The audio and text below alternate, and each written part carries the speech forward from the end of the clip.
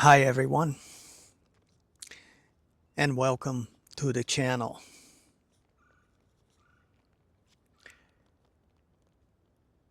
So as you can see, it's another beautiful day today.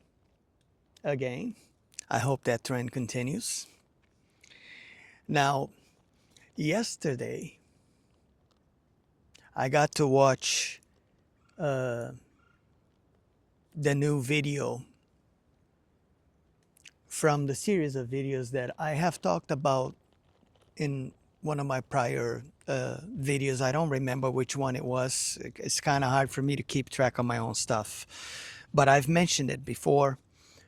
This channel called Willfully Evolving Woman, which in my opinion is one of the best channels on YouTube right now. And it's not getting the amount of attention that I think it should be getting. But it's pretty typical of YouTube, right? The algorithm and all that stuff, and certain things. When you begin talking about certain things, they just don't want to spread that out there to everybody to see. So I'm once again bringing that up because I think that channel is extremely important, and the information that is being presented on that series of videos is extremely powerful, and it has the potential and the capability to truly probably do something in the regard of the things that need to be done to sort of change all these dynamics that exist right now between people, men, women, children, all of these issues that society faces today, so many of them. We could be here talking for days, and it's all related to what I am going to talk about. So this video that I watched was called. It was from that series that I talked about, the dark side of the female psyche, where Sarah and Michael Tsarian discuss all of these things, and they go deep into the psychological aspects and reasons why things are the way they are. And the name of this specific video on the series was The Erotic Masquerade. So you know it's serious when I bring my notes. Okay. So I took some notes from watching this 2+ hour long video. And these were some of the notes that I wrote from the video itself. So thank you, Sarah and Michael, for all the work that you guys are doing. I think it's amazing. Don't stop. Continue doing what you're doing, because the world needs this kind of stuff now more than it ever has. And I, for one, am truly appreciative of what you guys are doing. But if you guys don't want to, spend 2 hours of your life to watch the thing, I kind of took my own notes out of it, and this is going to be my take and my perspective on it. So let me start this by saying this quote. There will be a few quotes that I'm going to talk about here, but this is going to be the first one, and this is going to be related to the title of the video. Okay? This is going to be one of the most profound videos that I probably have ever made on the channel, if not the most profound one, because of how powerful and important the implications of the things that I'm going to talk about here are to every single one of us, and how much it matters. And it will most definitely help you understand why some of us turned out to be the way we turned out to be, and what can be done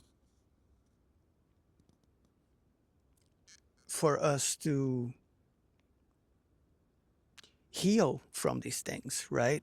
I've done my part, for myself, but I had to figure this out on my own. It wasn't easy, but I did it. But there is enough information out there that if people know how to look and how to do their own research, they will find this out. So the quote is, most children play a masquerade from the early years after they realize that the expression of their uniqueness is not something desired by the parents.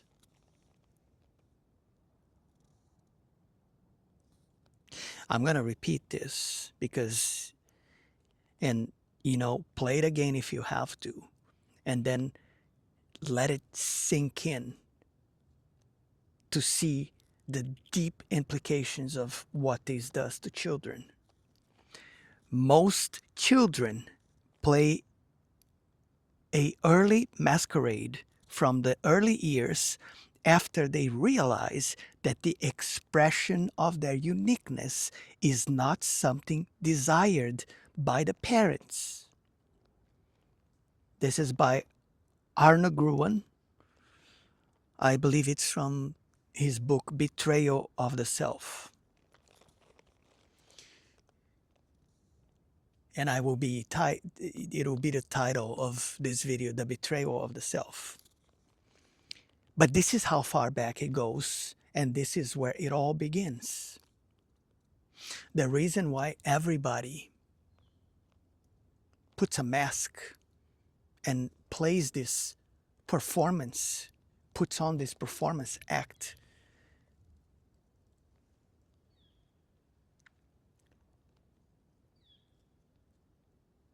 is a defensive self-preservation survival mechanism that we all develop from deep within our own psyche. Because some of these memories that some of us may have had or may still do have,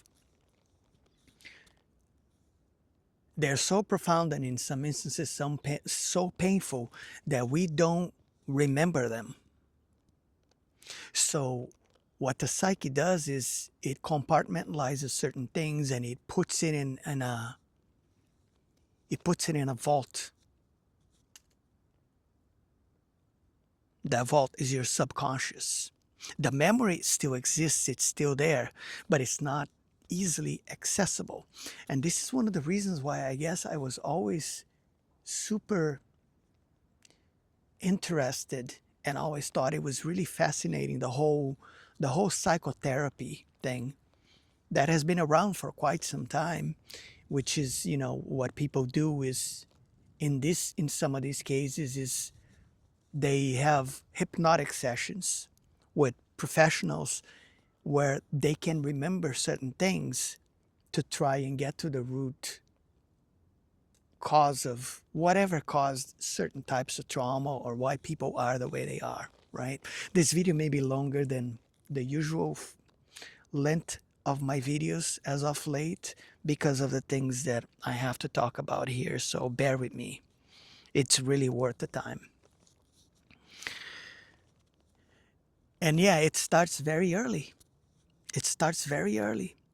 So, and this happens to almost every single one of us without fail. That's the scary part. That's the bad thing. So blessed are the children that have parents that do not punish them in some way or form when they are expressing their uniqueness. And this happens when children are really young.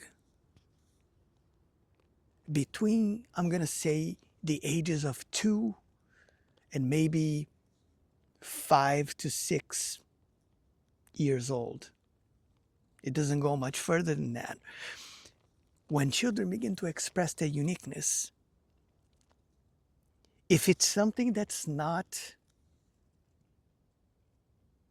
considered ordinary or normal by society standards, right? By our cultural standards, the parents are not going to be happy about it, and they're going to make sure that the child knows. So what does that do? That does exactly that. It makes you be afraid to express your own authenticity, the things that make you unique, the things that truly make you special and the person that you are, the real you. So let that sink in. Now let's move on. This is another quote. This is another quote. But before I read this one, I think I'm going to go to another one that I think should be talked about first. Let me see.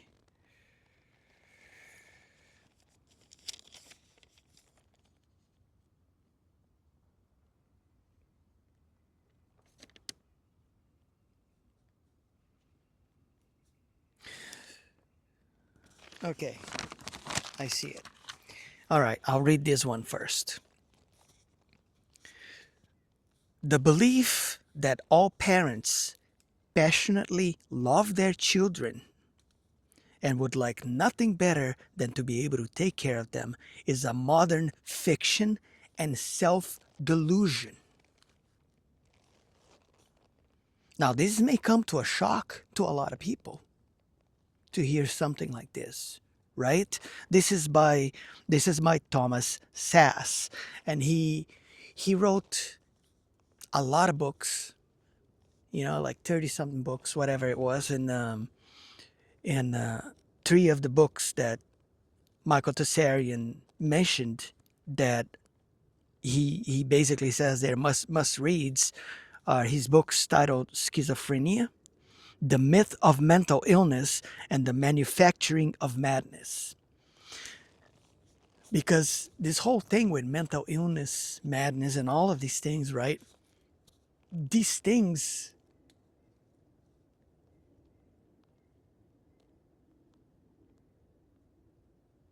they're manufactured in a way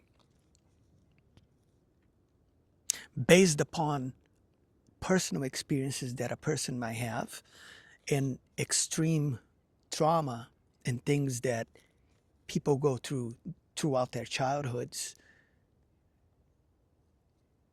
that end up doing things to people at the deepest levels of their psyches. And this is serious stuff, guys. This is not something to be overlooked. Psychology is extremely important. Real psychology, not this crap that they have today. Because these people that are out there, the psychiatrists, right? The professionals, these people, they can't help anybody. Most of these people, they may have a degree. That doesn't mean they qualify to deal with your problems, because your problems are the type of problem that they probably never ever have experienced their whole lives. So how can they be qualified to treat your issues, whatever problems you may have that stem from your own personal childhood memories and things that you have gone through that they don't even know what it's like. They never been through. It doesn't make any sense. So you have to be the one that have to deal with these things, and you have to be the one that has to find the root cause of it and has to heal it. Nobody else can do that for you. What they're most likely going to do is they're going to give you medication and all kinds of stuff like that that are not going to do anything. They're going to numb your mind, maybe put you in a specific, state of mind, but that that's a band-aid that doesn't solve the issue. These people are more in this business, because they're basically working for big pharma. They're not in the business of wanting to help anybody. And this may trigger some people, and I don't care. You know me if you've seen my videos. These people are not equipped to help you. It's that simple. Because if they themselves have not experienced the things that you have experienced yourself, they will not be able to help you. And most of the time, they don't really care about you. They're just there to get easy money from you, listen to you for whatever amount of time you go in there to talk to them, and then that's it. That's the bottom line. And I'm going to leave this at that. Now, when it comes down to the psychotherapy aspect of things, okay, let me read you another thing. Any experienced psychotherapist knows that unloving parents abound and that the vast majority of such parents maintain at least some degree of a loving pretense. This is by Scott Peck from his book, I think it's People of the Lie. Now, these names that I'm mentioning here are names you should look into it. These people are people who have, studied these things their whole lives and careers, and they wrote extensively about it because they understood the root cause of the problems that we all have that stems from childhood trauma and our upbringing. Generational trauma, things that our parents inherited from their parents, and so on.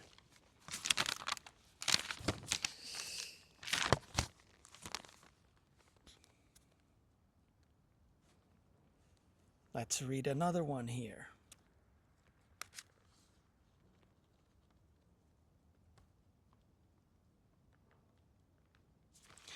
This is going to be from Alice Miller. Okay, so child abuse is still sanctioned, indeed, held in high regard in our society as long as it is defined as child rearing. It is a tragic fact that parents beat their children in order to escape the emotions from how they were treated by their own parents. And this, again, is by Alice Miller from The Drama of the Gifted Child. And I think the book was The Search for the True Self. So, again, this is the reason why most parents abuse their children and beat their kids. It's because that's the way they were treated by their parents. So they end up taking out on their own kids later on when they become adults. So you have people here who shouldn't even be parents to begin with, having kids. And this is another part of the problem that nobody talks about. The elephant in the room that is always ignored. So this idea that a lot of people have that all parents unconditionally love their children, this is not true at all. Like generally speaking, it may be, but there are lots of cases out there where that is not true. And this is why there are so many problems in society, generally speaking. Families. I think I have another thing. Let me see. Okay, this one here is going to be the last one. I think that's my last note, guys, because the video is already going to reach the 20-minute mark. Probably going to go over 20 minutes, which I don't like to make my videos that long because YouTube doesn't like it, right? And people's attention span is very limited these days, and people don't want to sit down for 20 plus minutes to watch a video. But I promise you, this is worth every minute of your time. If you really want to understand yourself and why you are the way you are, or why you keep people pleasing and all these things, this explains it all. Whenever a child is brought for psychiatric treatment, it is customary to refer to her or him as the identified patient. By this term, we, psychotherapists, mean that the parents have labeled the child as a patient. namely, someone who has something wrong and is in need of treatment. More often than not, as we proceed with the evaluation of the problem, we discover that the source of the problem lies not in the child, but rather in his or her parents, family, school, or society. We usually find that the child is not as sick as its parents. And this is by Scott Peck from, again, the book People of the Lie. Do you see the root cause of the problem now? So this guy, this was his life work, right? And they found out that, if these kids they would bring these kids in for psychotherapy, problem child, whatever, you name it, right? Not normal. Something's wrong with this kid. The parents bring it in to have it evaluated by a professional. And what the professional finds is that the child is the way it is because the way it behaves and the problems it has, the out of the norm, out of the ordinary things, the labels that are put on, right? It's because of the parents.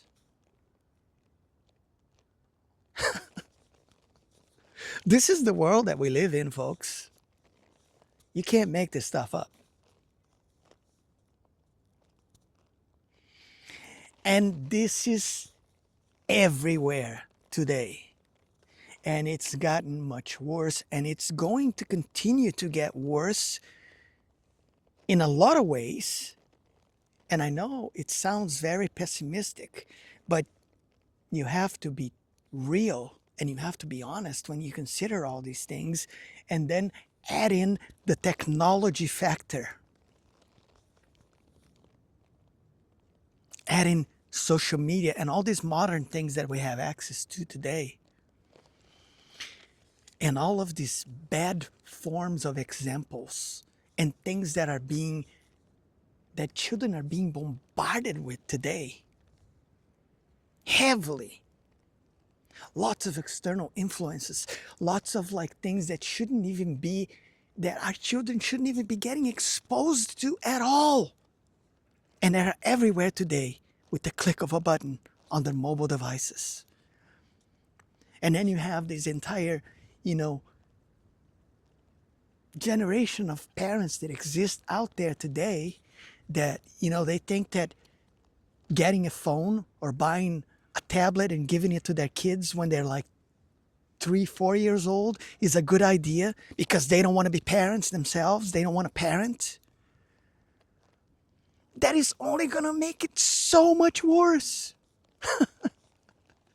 And I don't, I'm going to stop here because this is really upsetting when you look at it and you understand the deep implications of all these things all combined. These things have always been a problem for decades now. People have studied these things. People wrote books about it. There were studies made, research, all kinds of stuff. Nobody talks about these things. Nobody wants to address these things. And it's all related, to motherly wounds, childhood, trauma-related things because of how we were treated by our parents. And yeah, this is going to be more, intense for some people than others, and it's going to be worse for some than others, obviously, depending on what kind of baggage and generational trauma has been carrying around within your own family from both sides of the family, not just the father. There's also the mother, and then there's their parents. your grandparents, right? And it goes on from there. So if you want to understand these things better and start looking at these things, look at these authors that I mentioned, read some of their books,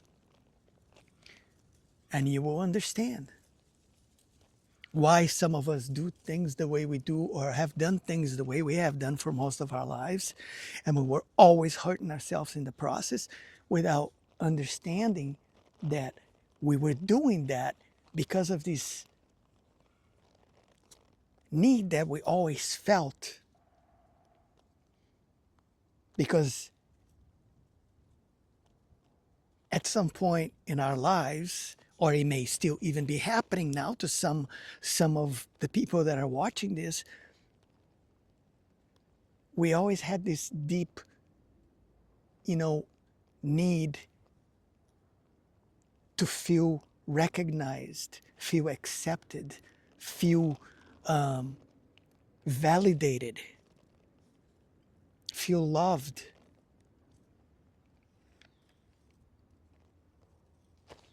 Because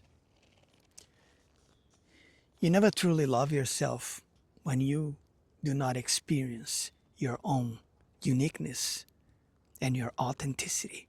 Until we embrace these things within ourselves, which is what makes us who we are, these issues are always going to exist and they're always going to dominate certain aspects